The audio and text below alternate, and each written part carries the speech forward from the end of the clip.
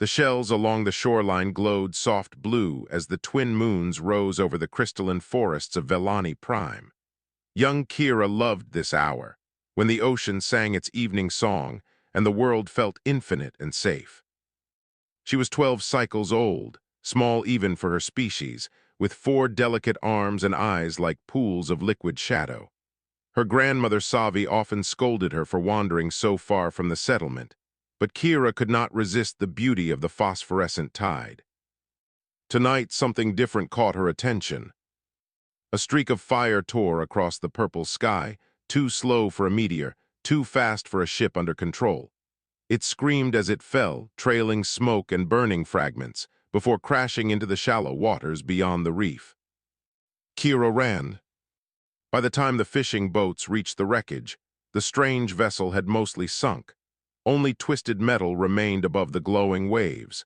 The Velani sailors approached with caution, their bioluminescent skin flickering with anxiety. Inside the ruins, they found something impossible. A creature alive barely, it bled red, red like sunset, red like danger. It breathed in harsh gasps, its chest rising and falling with desperate rhythm.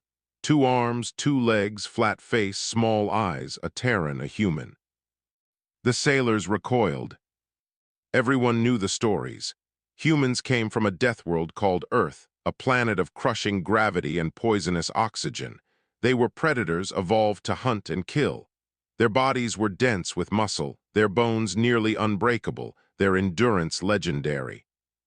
Some sailors wanted to leave the creature to die. Elder Savi arrived as the argument grew heated.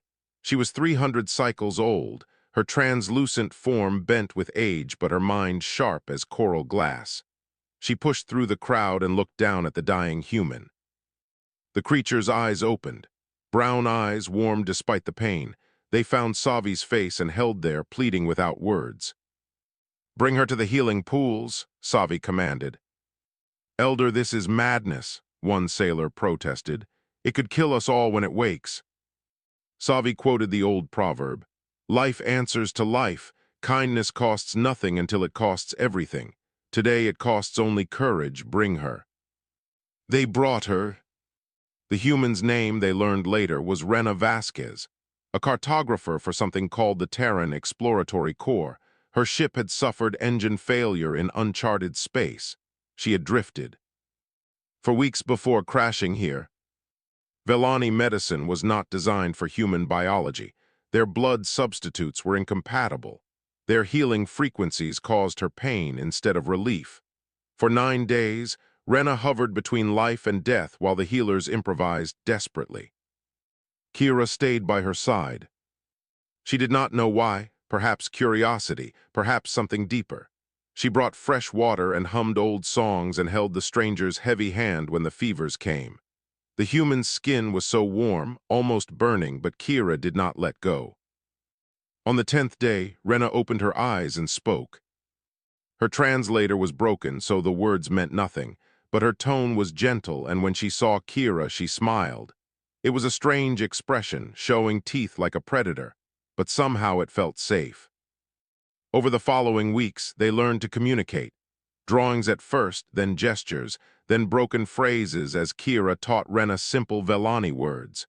The human was patient and grateful and surprisingly soft for a creature from such a harsh world. She told them about Earth through pictures, vast oceans, green forests, cities of impossible height. She showed them images of her family, a mother, a father, a sister with the same warm eyes. She had been alone in space for 2 years, mapping stars no one had named.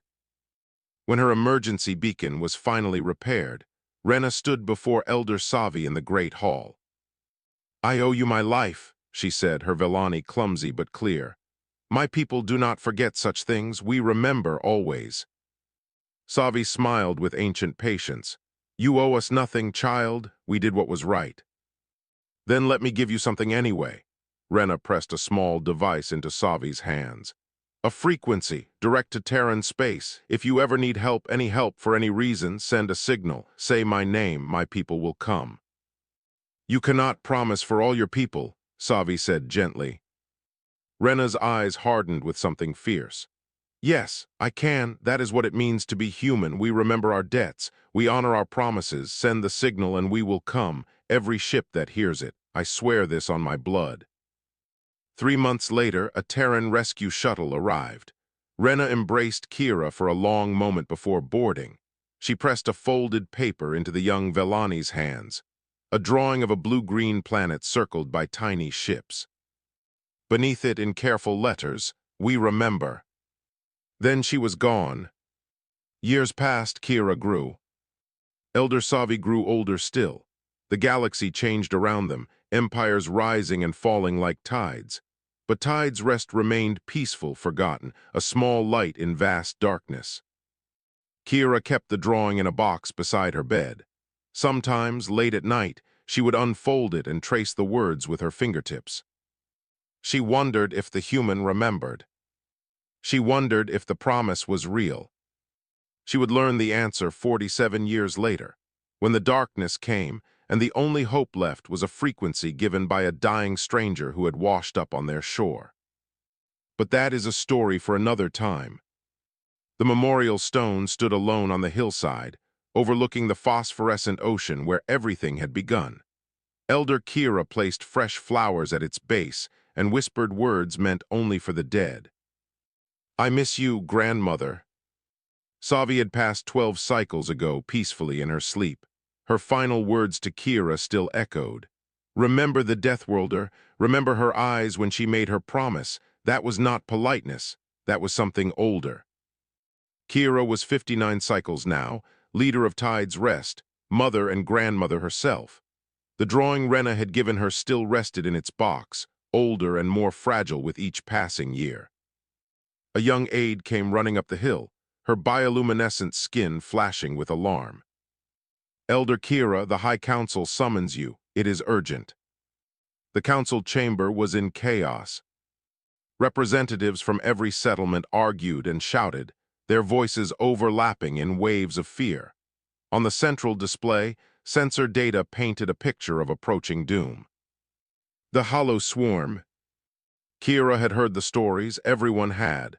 The swarm was not a species, but a collective, billions of biomechanical constructs that moved through the galaxy consuming everything in their path. They did not negotiate. They did not communicate. They simply devoured. 3 inhabited systems had fallen in the past 2 cycles. Now their projected path led directly through Velani space. "How long?" Kira asked quietly. "Days," Counselor Brell answered. He was younger than Kira, practical, already calculating survival odds. "Perhaps a week if we are fortunate." "And our defenses?" Brell laughed bitterly. "We are healers, Elder. We have no warships, no weapons platforms. Our appeals to the neighboring powers have been met with silence.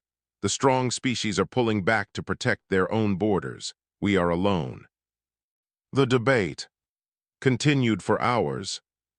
Brell proposed evacuation. The math was brutal. 200 transport vessels, 80 million Velani.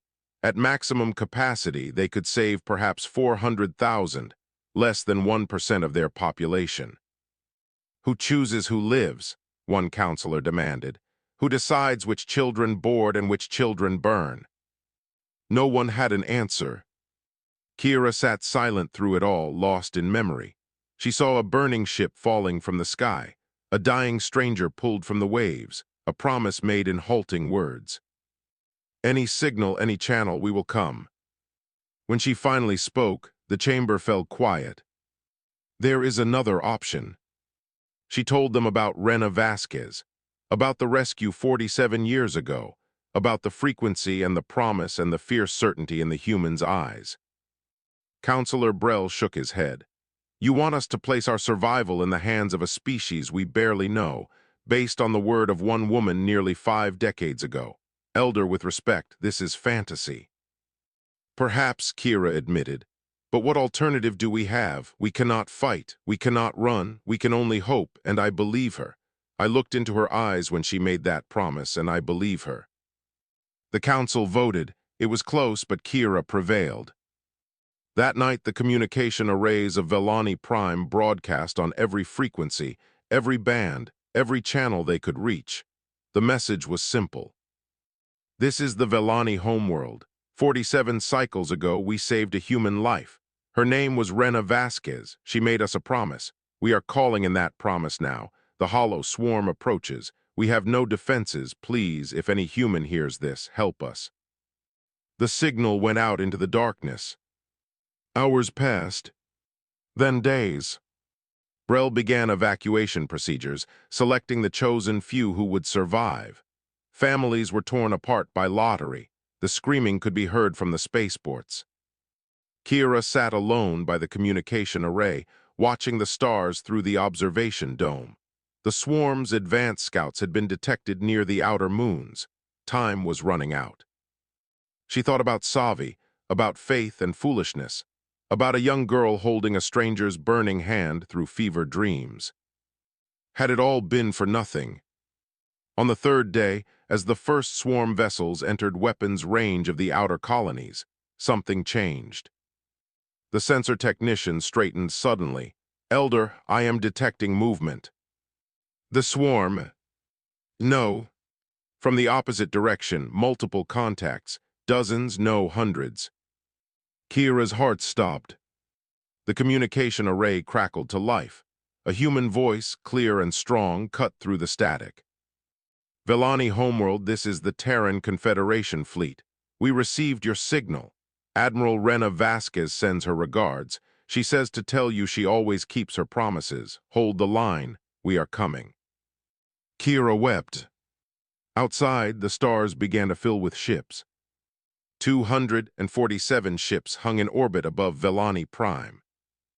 They had come from everywhere.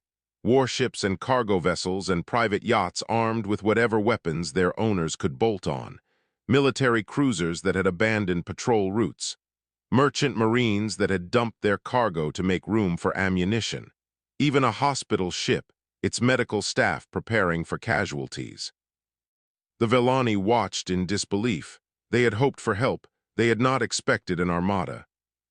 A shuttle descended through the atmosphere toward Tide's Rest. Elder Kira waited at the landing pad, her 4 hands trembling. Around her, hundreds of Velani had gathered to witness the moment. The shuttle doors opened. Rena Vasquez stepped out. She was old now, mid-70s by human counting, with silver hair and deep lines around her eyes. She walked slower than before, leaning slightly on a cane.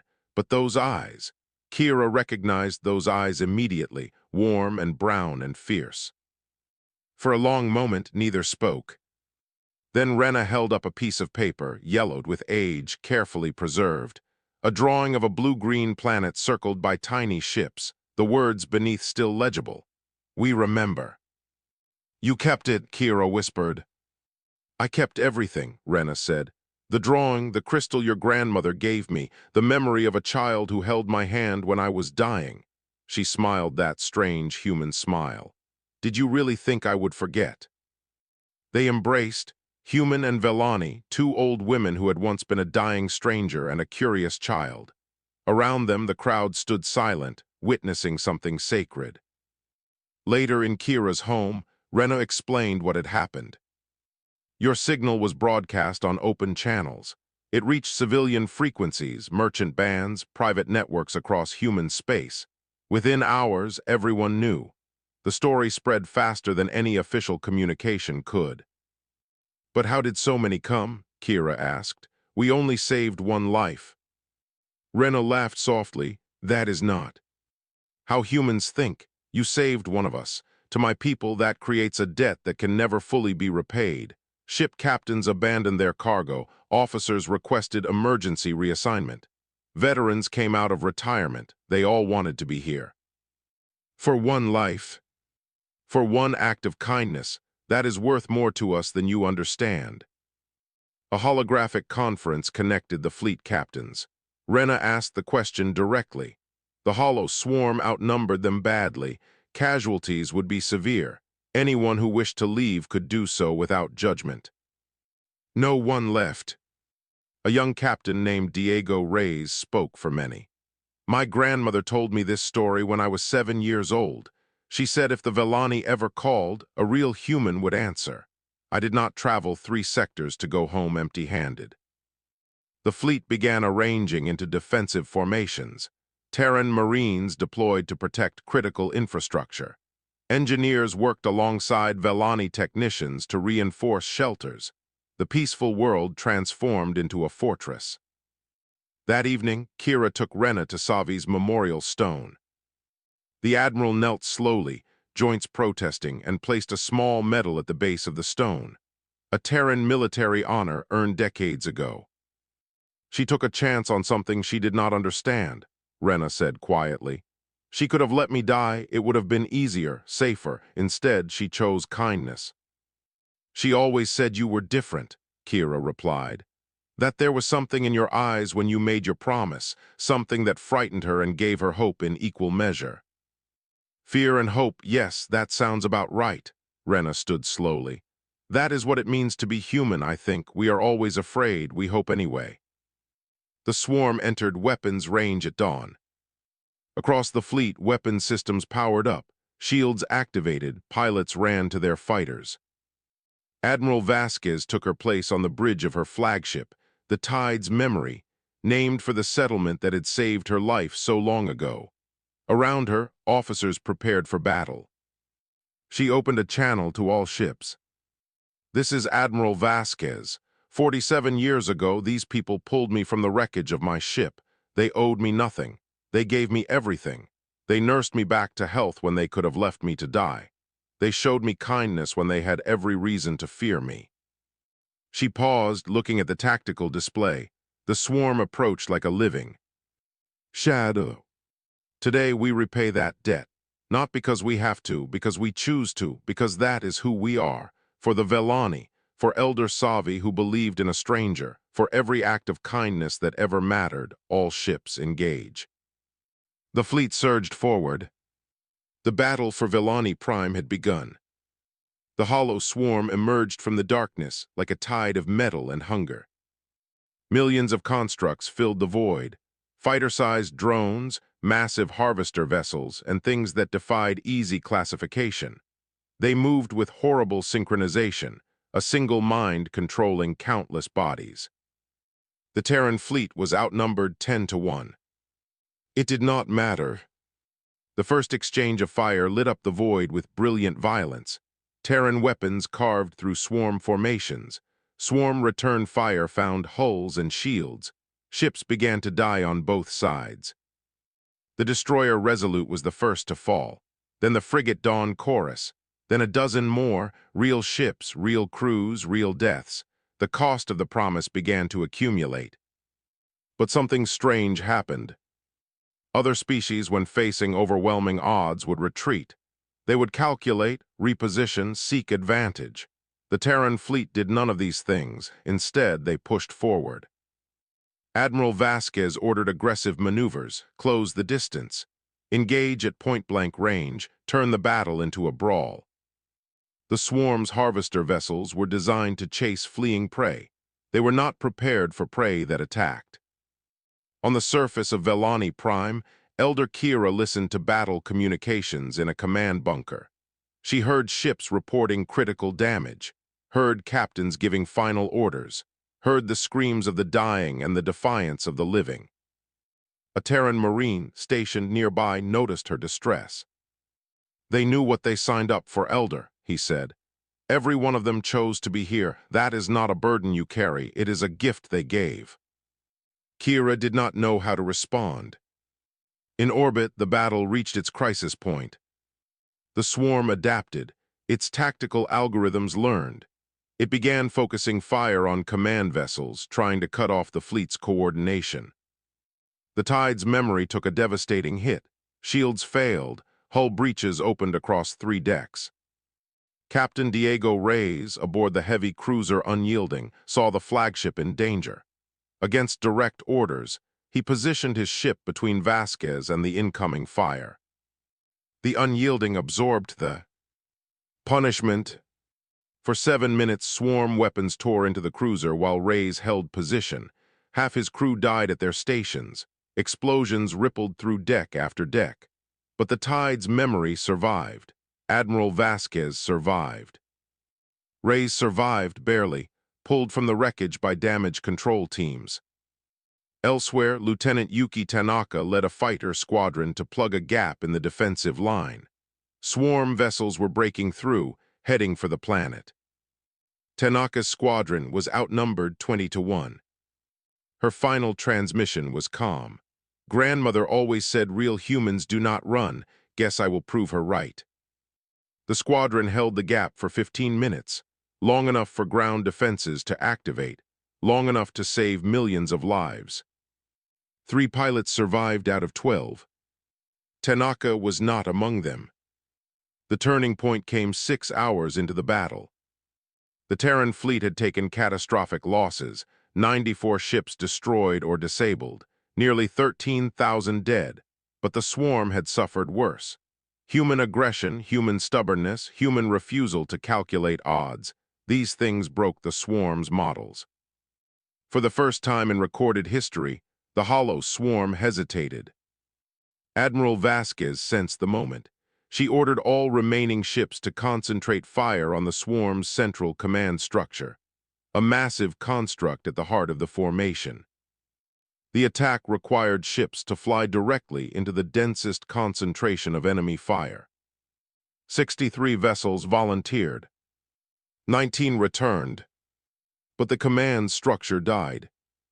Without coordination, the swarm collapsed. Individual constructs began acting erratically, colliding with each other, attacking empty space. The surviving Terran vessels hunted down the scattered remains with cold efficiency. By dawn on Velani Prime, the sky was full of debris and silence. Admiral Vasquez stood on the damaged bridge of the Tide's memory, reviewing casualty reports. 94 ships lost, 12,847 Terrans dead, names she would carry for the rest of her life. The Velani homeworld was safe, 80 million lives preserved. A junior officer approached hesitantly. "Admiral, was it worth it?" Rena looked out at the stars, at the wreckage floating in orbit, at the planet below where Kira and her people were emerging from shelters into the light of a new day. "Every single one of them would say yes," she said quietly. "That is the only answer that matters." On the surface, Kira stood at the edge of Tide's rest, watching debris burn through the atmosphere like falling stars. Somewhere up there, thousands of strangers had died for her world. She held the old drawing in her hands, the one Rena had given her 47 years ago. "We remember," she whispered. Now the Velani would remember too. Forever. The crystalline memorial grew taller each day as workers carved new names into its surface. 12,847 names. Human names, strange and beautiful, etched into Velani stone. Elder Kira insisted it be placed at Tide's rest, where everything had begun, where a dying stranger had washed ashore and changed the fate of a world. But while the Velani mourned and honored their dead saviors, the galaxy was in chaos. The Terran fleet that had responded to the signal was not authorized. Ships had abandoned posts, violated borders, engaged in combat without declaration. From a legal standpoint, what had happened was barely controlled anarchy. Ambassador Soren Wells arrived 3 days after the battle, sent by the Terran Diplomatic Corps to manage the fallout. He found Admiral Vasquez in her medical quarters, recovering from injuries sustained during the fight. "Do you understand the position you have put Earth in?" Wells demanded. "The Galactic Concordat is calling emergency sessions. Some species are labeling this an act of war. High Arbiter Nasik is demanding explanations." Rena looked at him with tired eyes. "I made a promise 47 years ago. My people kept it. If the Concordat has a problem with humans honoring their debts, they can file a formal complaint. You are going to make my job very difficult." Rena smiled. "Good." The Concordat Assembly convened on the neutral station of Far Harbor. Representatives from dozens of species filled the grand chamber, including many who had refused to help the Velani when they begged for aid. High Arbiter Nasik, a towering Torani with scales like polished obsidian, called the session to order. His species was ancient, cautious, masters of political calculation. The Terran Confederation will explain its unilateral military action in neutral space, NASA announced. This assembly demands an accounting. Ambassador Wells took the floor. He did not apologize. The Velani sent a distress call on open channels, he began. Every species in this chamber received it. Every species in this chamber ignored it, except us. Murmurs rippled through the assembly. Wells activated a display. Records appeared. The Velani's desperate appeals, the rejections, the silence from neighboring powers. You ask why we responded. The better question is why you did not. Several representatives shifted uncomfortably. One ambassador from the Kali species spoke defensively. The swarm was too powerful. We calculated the risk was unacceptable. You calculated, Wells repeated. Yes, I am sure you did. You calculated cost and benefit. You calculated acceptable losses. You calculated that 80 million lives were not worth the risk to your own interests. He paused. We calculated differently. We calculated that a species that showed kindness to a dying stranger deserved better than abandonment. We calculated that some things matter more than survival odds.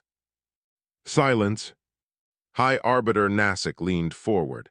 And if you had lost, if the swarm had destroyed your fleet and continued to the Velani homeworld anyway, what would your calculations have meant then? Wells met his gaze steadily. Then we would have died trying, and that would have meant something too. A holographic transmission activated. Elder Kira appeared, addressing the assembly from Velani Prime. She spoke softly, but her words carried. I watched the battle from the surface. I heard ships dying. I heard humans giving their lives for strangers they had never met, 12,847 of them.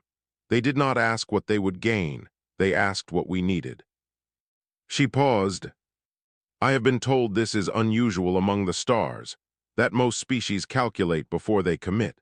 Perhaps this is wise, but I am grateful, more grateful than I can express, that humans calculate differently. If the galaxy finds this threatening, perhaps the galaxy should ask itself why kindness seems so dangerous.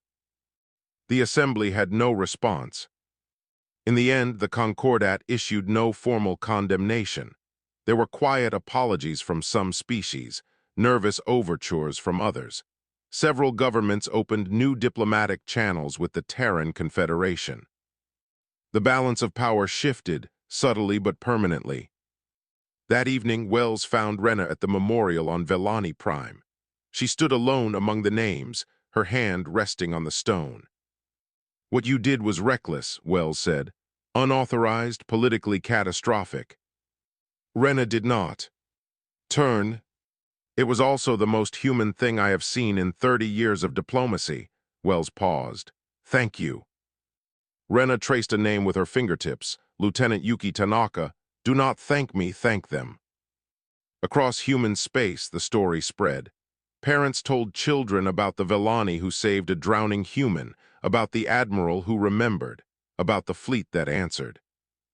In a small school on a colony world, a teacher asked her students, what do we do when someone who helped us calls for aid?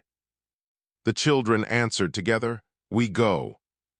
It was becoming more than a story. It was becoming who they were.